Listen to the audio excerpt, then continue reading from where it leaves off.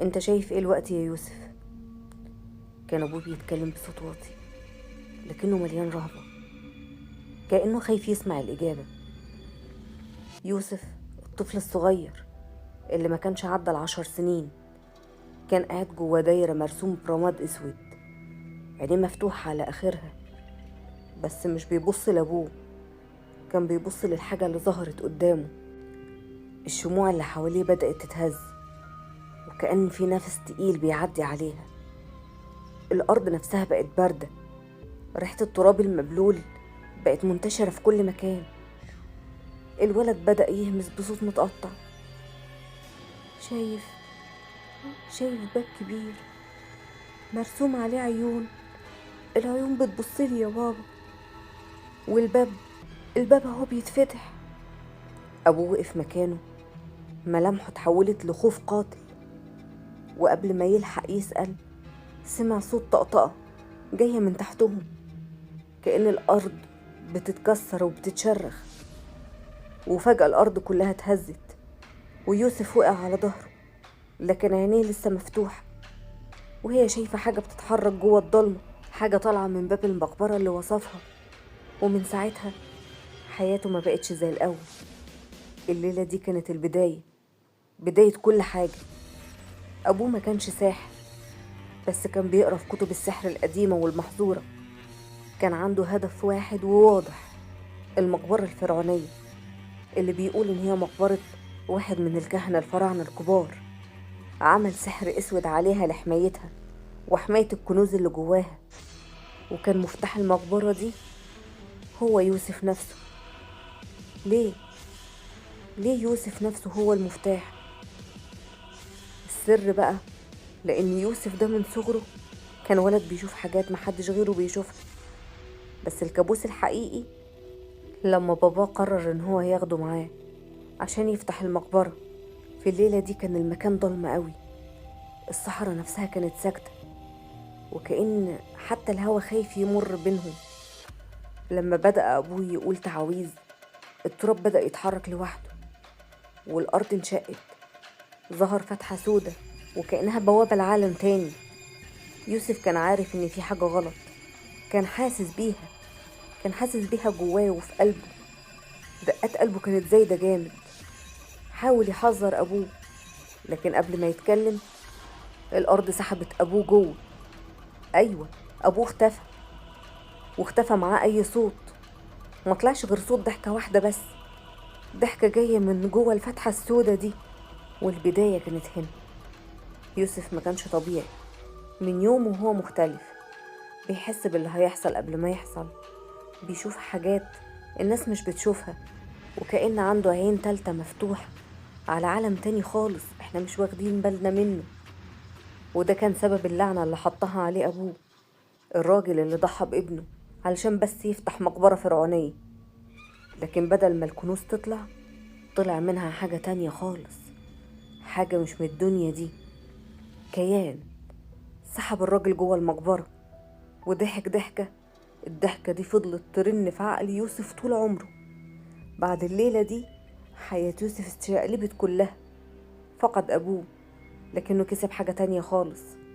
قدراته بقت أقوى، بقى يشوف اللي محدش يشوفه، وبيحس باللي مفيش حد يحس بيه، وبيحس بحاجات قبل ما تحصل. بقى بيحارب الحاجات دي، حاجات عايشة بينا واحنا مش واخدين بالنا منها أبدا. كبر وبقى المداح، مش اللي بيغني ويمدح الرسول بس، لأ، المداح اللي بيعالج الناس بالقرآن، اللي بيحارب السحر، واللي بيواجه المرضى والجن، واللي عالمهم بقى عارفه كويس وهم كمان عارفين. المداح عاش حياته كلها وهو بيحاول ينقذ الناس ويعالجهم، عشان محدش يفقد حد غالي عليه زي ما هو فقد أبوه. كبر وسخر حياته للناس وبقى بيعالج الناس بالقرآن وبيواجه السحر وبيطرد الجن وبيساعد الملبوسين. لكنه كان عارف ان اللعنة دي ما خلصتش، اللي صحي جوه المقبرة لسه مستنيه. أول مشكلة خطيرة اشتغل عليها يوسف بعد ما كبر كانت لعيلة بسيطة بيتها تحول كله الجحيم. كل ليلة الأبواب كانت بتتفتح لوحدها، وصوت خبط على الحيطان. حتى العيال كانت بتصحى من النوم وتلاقي علامات حروق على جلدهم. أول ما دخل البيت حس بحاجة تقيلة، كأن الجدران بتتنفس. قعد مع الأم والأب وبدأ يقرأ قرآن، وفجأة صوت ضحكة كبيرة اتكرر في المكان، نفس الضحكة اللي سمعها يوم ما أبوه مات. عرفتك يا يوسف، فاكرني؟ الأم صرخت، والعيال وقعوا على الأرض وفاقدين الوعي. لكن يوسف كان واقف مكانه وشاف الكيان اللي قتل أبوه. حاجة طويلة، جسمه مليان نقوش فرعونية محفورة بالنار، عيونه كأنها حاجة مجوفة سودة، صوته كأنه 1000 شخص بيتكلموا مع بعض في نفس اللحظة. يوسف مسك المصحف وبدأ يقرأ قرآن. الأرض في اللحظة دي بدأت تتهز. الكيان ده قرب منه وقال له بصوت تخين قوي: ما تحاولش يا يوسف، اللعنة بتاعتك لسه في البداية. وفجأة الحيطان كلها اتشققت، والكيان ده دخل جواها وساب وراه ريحة حريق، كأن في 1000 بيت اتحرقوا. وبعدها كل شيء سكت فجأة، كل شيء بقى طبيعي وهدي. اطمن ساعتها ان خلاص البيت بقى طبيعي وما عادش فيه اي حاجة. وفي مرة جاله تليفون من راجل ما يعرفوش، صوته كان بيترعش، عمال يقول له: الحقني يا مداح، بنتي مش بنتي، البنت الصغيرة. بعد ما جبنا لها عروسة من سوق الجمعة، بقت بتتكلم مع العروسة كل يوم بالليل وترد كأن في حد بيتكلم جواها. وفي يوم مامتها دخلت عليها الأوضة، لقيتها قاعدة لوحدها والبنت نايمة على السرير، لكن عينيها مفتوحة وبتضحك. يوسف راح البيت ومسك العروسة.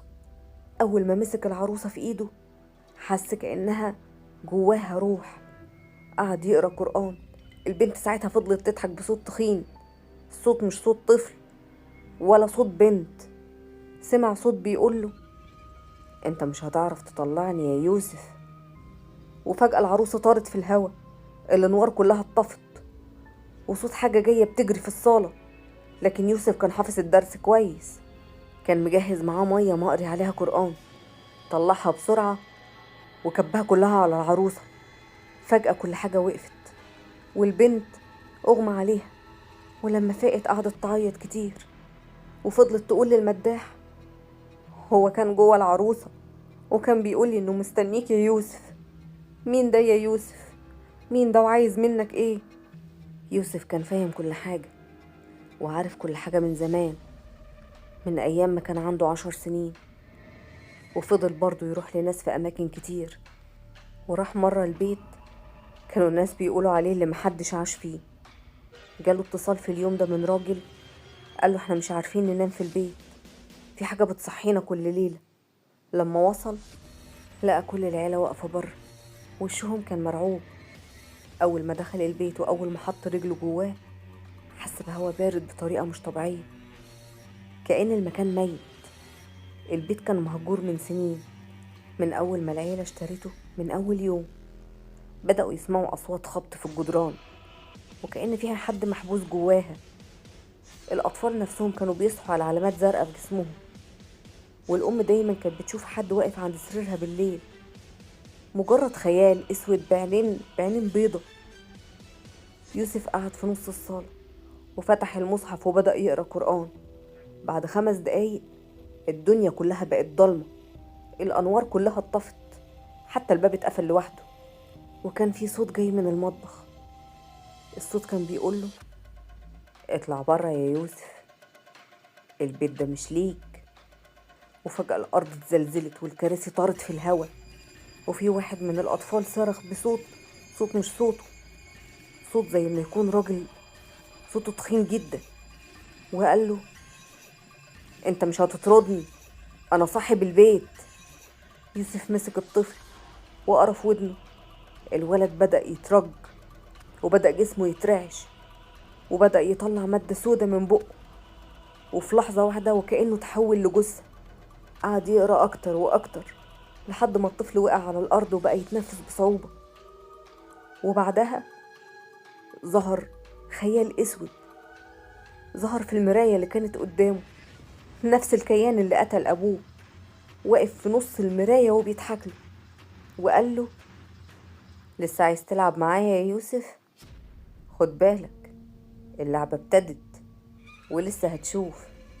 وفجأة المراية اتكسرت لوحدها، وبعدها كل شيء بقى طبيعي.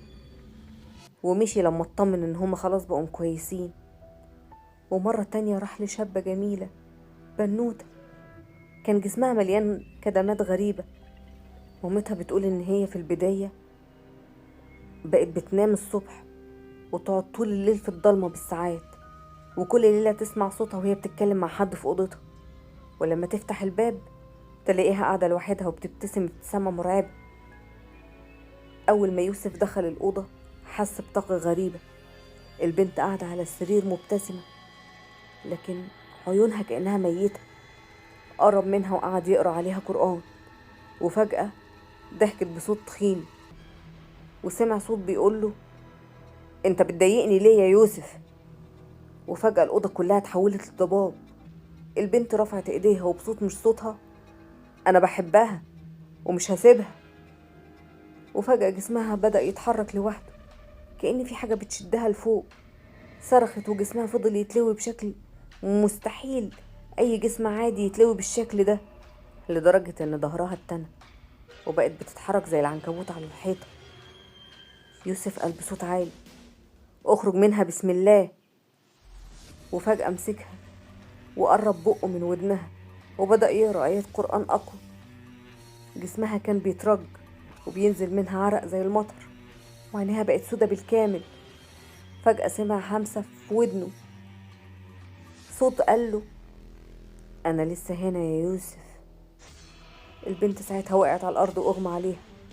لما فاقت كانت بتعيط، وفضلت تقوله: كان بيجيلي كل ليلة ويقولي إن هو جوزي، وما كنتش بعرف أتحكم في نفسي. بعد ما يوسف هداها وقالها إن خلاص بقى كل شيء طبيعي، مشي وسابها. بس ساعتها عرف إن الحرب مش معركة واحدة، ده بيلعب في كل الجبهات، بيلعب مع كيانات كتير. وفي يوم تاني جاله اتصال من مستشفى حكومية. دكتور كلمه وقال له: أنا عندي مرضى بتلبسوا فجأة والأجهزة كلها بتتعطل، حتى الدكاترة بيشوفوا ناس مش موجودين.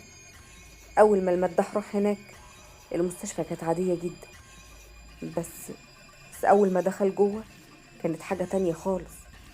كانت ريحة الدم مالية المكان، أصوات ناس بتهمس في الممرات. حتى لما وقف قدام أوضة العمليات سمع صوت حد بيضحك وبيقوله: رجعت تاني يا يوسف؟ أول ما دخل لقى سرير العمليات بيتحرك لوحده، والمريض اللي عليه عينيه مفتحة وقاعد. بس المشكلة مش هنا، المشكلة إن المريض ده كان ميت بقاله ساعة. دور وشه وهو عينه مفتوحة وبص ليوسف وابتسم ابتسامة شيطانية، وقال له بصوت فيه 1000 صوت: الدم بتاعنا موجود هنا، لسه بينزف. الدكاترة وقفوا مكانهم مرعوبين، واحد منهم وقع من كتر الصدمة. وأول ما يوسف بدأ يقرأ قرآن، الجثة بدأت تتشنج وبدأ يطلع منها أصوات زي ما تكون أصوات فرقعة. وفجأة المريض ده بص لفوق وقال بصوت مهزوز: هو هنا، هو هنا في المستشفى. كل الأنوار اتطفت، والكل سمع خطوات بطيئة جاية من الممر، وصوت بيقول يوسف تاني. اللعبة ما خلصتش. يوسف كان فاكر إن المواجهة كانت مع كيان واحد، لكنه فهم الحقيقة. الكيان مش لوحده، الكيان ده عنده جيش مارد شديد، عنده جيش بيخدم بأمره. وكل مرة كان بيعالج حد كان بيكتشف إن اللعنة بتكبر، وإن الحرب لسه طويلة، وإن المارد ده مش عايز بس يخوفه، لأ، ده عايز يسيطر عليه. لكن يوسف مش هيسيب الحرب بسهولة، دي لسه في بدايتها. المعركة مع الكيان اللي قتل أبوه لسه مخلصتش، وهو اللي بيحرك الأحداث، بيسلط الجن وبيبعت الرسايل، ودايما موجود في الأماكن اللي يوسف بيروح، وكأنه بيلعب معاه لعبة كبيرة، لعبة حياة أو موت. لكن يوسف مش ناوي يهرب. المرة دي هو اللي راح له يدور عليه، راح له عند المقبرة. المرة دي قال له: أنا اللي جاي لك، أنا مش خايف منك. وفعلا الحرب بدأت. يوسف كان فاكر إن شغله مجرد علاج للناس، لكن الحقيقة كانت أكبر من كده بكتير. كان عايز ينتقم للي قتل أبوه. كان بيجهز نفسه لحاجة أكبر. كل خطوة كان يوسف بيعالج بيها حد كانت بتقربه أكتر من المواجهة الحقيقية. كان لازم يعرف الحقيقة كلها، وكان الحل الوحيد إنه يرجع لنفس المكان اللي بدأت فيه اللعنة. راح يوسف ووقف قدام المقبرة، المكان اللي بلع أبوه من سنين. المسافة بينه وبين المكان ده كانت مجرد خطوات، لكنه كان عارف إن كل خطوة هتكون فيها معركة. أول ما قرب الأرض بدأت تتهز، الصخور بدأت تتحرك لوحدها. الأبواب اللي كانت مسدودة من سنين بدأت تتفتح بصوت مرعب. لكن قبل ما يدخل ظهرت أول عقبة. سمع صوت بيقوله: مش هتعدي يا يوسف. وطلعوا قدامه ملوك الجحيم، مرضى من الجن، عيونهم زي الجمر ووشوشهم مش ثابتة، بتتغير كل ثانية. واحد بصله وضحك له بصوت رج المكان كله وقام قايل له: انت فاكر نفسك قوي؟ احنا هنا قبلك بقالنا آلاف السنين. لكن يوسف كان مجهز نفسه. كان ماسك المصحف في ايديه وبدأ يقرأ الآيات. الأرض كلها بدأت تتهز. صرخات طلعت من الجن، واحد منهم وقع على الأرض من كتر شدة الآيات القرآنية. جسمه بدأ يتفتت زي الرمل. التاني حاول يهجم عليه، لكنه بمجرد ما حاول يهجم عليه، يوسف قال بصوت عالي: اللهم إنا نجعلك في نحورهم ونعوذ بك من شرورهم. الجن وقع وصرخ بألم وتحول لرماد. الباب اللي بعده اتفتح والدخان الأسود خرج منه. لكن يوسف دخل وهو عارف إن اللي جوه أقوى بكتير وأخطر. أول ما دخل شاف جثث، بس كانوا بيتحركوا. ناس ماتوا من سنين لكنهم قاعدين في زوايا المقبرة، عيونهم مفتوحة وبقهم بينطق بكلام مش مفهوم. واحد فيهم قرب منه وقال له: خد بالك، اللي جوه بيستعدلك. وفجأة الأرض اتشقت وفي نار طلعت من تحت الأرض، والأجسام الميتة دي اتحركت مرة واحدة وهجمت عليه. لكنه فضل يقول بصوت مسموع: بسم الله الذي لا يضر مع اسمه شيء في الأرض ولا في السماء وهو السميع العليم. بسم الله الذي لا يضر مع اسمه شيء في الأرض ولا في السماء وهو السميع العليم. بسم الله الذي لا يضر مع اسمه شيء في الأرض ولا في السماء وهو السميع العليم. فجأة الجثث بدأت تصرخ. كل واحد فيهم وقع وشوشهم اتحولت لتراب. لكن قبل ما يرتاح سمع الصوت اللي كان خايف يسمعه. سمع حد بيقوله: أخيرا يا يوسف، جيت بنفسك. الصوت كان جاي من كل مكان. الهوا كان بارد لدرجة إن هو كان بيقطع في جلده. وفجأة ظهر نفس الكيان اللي قتل أبوه، اللي كان بيحرك الجن، اللي كان بيحاول يسيطر على كل حاجة. جسمه كان مليان نقوش فرعونية بتنور بنور أزرق. عيونه كانت سودة تماما. ابتسامته كانت ابتسامة شيطانية. وفجأة قال له: أنا مستنيك بقالي سنين، دلوقتي هسيطر عليك وابقى جواك للأبد. وفجأة جري ناحيته بسرعة خرافية. لكن يوسف كان متوقع ده، ومسك إزازة كان فيها مية مقري عليها قرآن ورشها كلها وقال بصوت عالي جدا: أعوذ بكلمات الله التامات من شر ما خلق. أعوذ بكلمات الله التامات من شر ما خلق. أعوذ بكلمات الله التامات من شر ما خلق. الكيان صرخ صرخة كبيرة رجت المكان كله. جسمه بدأ يتفكك لكنه لسه بيحاول يقاوم. بدأ يردد التعويذ بلغة مش مفهومة.